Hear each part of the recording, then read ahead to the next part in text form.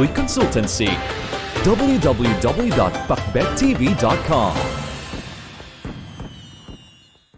May ihahanda ka na bang pagkain ngayong Pasko at Bagong Taon, mga kapakbet? Kung wala pa, ito ang guide nyo para sa mga pagkain na pwedeng ihanda ngayong Pasko at New Year 2024. Dahil ang mga pagkain na ito ay pinaniniwalaang swerte at nagbibigay blessing sa ating mga buhay. Tayong mga Pinoy, natural na sa atin ang mga ganitong tradisyon, ang paghahanda ng pagkain tuwing Kapaskuhan at sa pagsapit ng Bagong Taon. Isa itong tradisyon na ginagawa nating lahat kahit hindi naman kamahalan ng mga pagkain, basta nagsasalo-salo ang buong pamilya. Simulan na natin, kapakbet, at alamin ang mga maswerteng pagkain na pwedeng ihanda ngayong Pasko at Bagong Taon 2024. Una, pansit. Isa sa mga pagkain na hindi mawawala sa ating hapagkainan, mga kapakbet, tuwing may selebrasyon ay ang pansit. Sa ibang konteksto, ang pansit o noodles ay pinaniniwalaang sumisimbolo sa mahabang buhay at malusog na pangangatawan. Kaya tayong mga Pinoy ay may kasabihan na dapat tuwing birthday may handang pansit para humaba pa ang buhay. Ito ang perfect dish to attract longevity ngayong Noche Buena at Medianoche.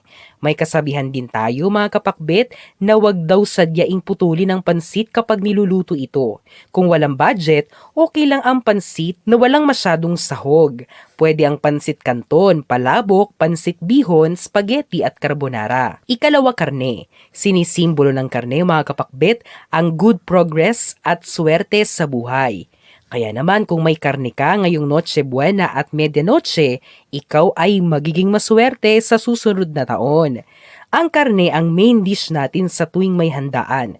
Mahilig ang mga Pinoy sa karne, pero hindi dapat ito inaaraw-araw dahil maaaring ikasama ito ng ating katawan. May ibang paniniwala, mga kapakbet, na ang karne ay sumasagisag sa ating pag-ahon mula sa hirap ng buhay. Kahit anong putahin ng karne ngayong Pasko at Bagong Taon, mga kapakbet, ay pwedeng.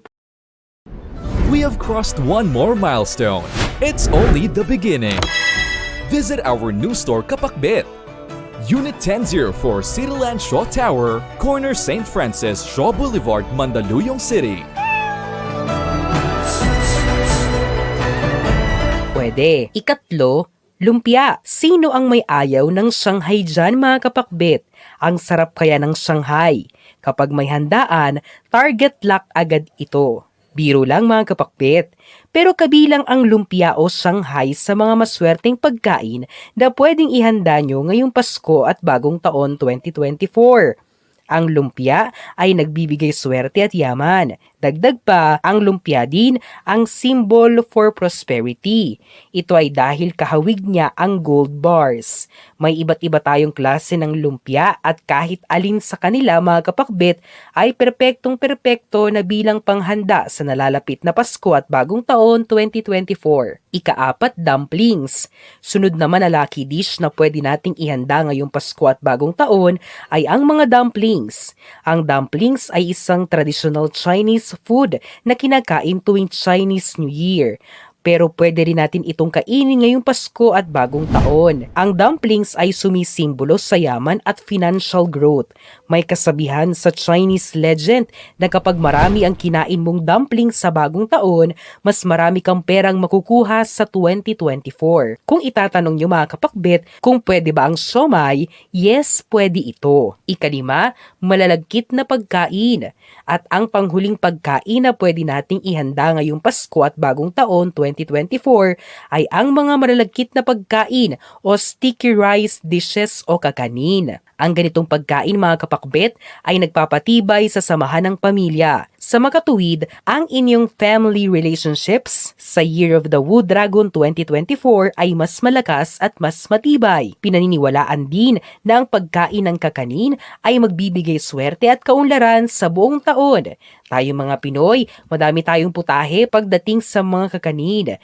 Kahit alin sa kanila, mga kapakbet, ay pwedeng-pwede. Hindi nililimitahan ng video na ito, mga kapakbet, ang mga pagkain na pwedeng ihanda ngayong Pasko at New Year 2024.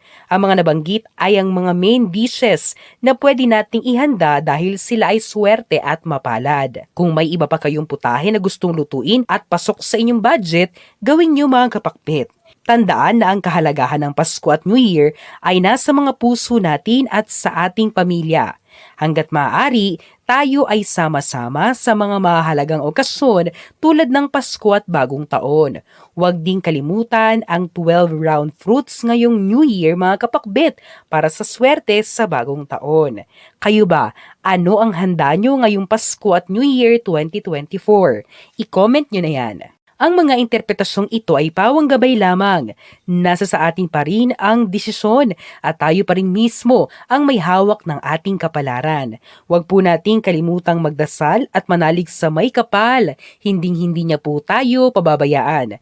Huwag kalimutang mag-subscribe, i-like at i-share ang videong ito sa inyong kapamilya at kaibigan.